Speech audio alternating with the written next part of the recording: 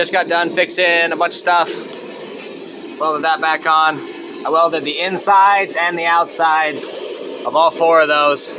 Hoping that'll be strong enough. It's definitely way stronger than it was.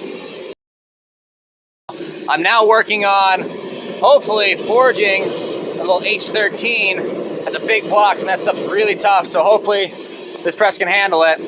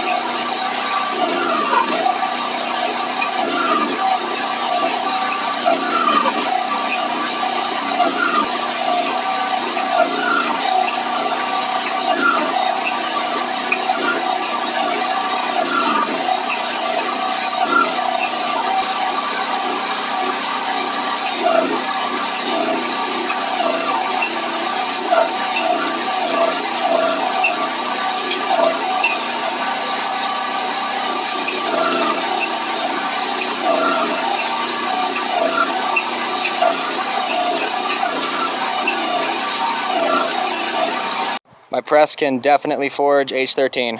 I'm really impressed. This stuff is super tough. 1 inch and a quarter by 1/4 inch, and then 2 1 inch by 1/4 inch.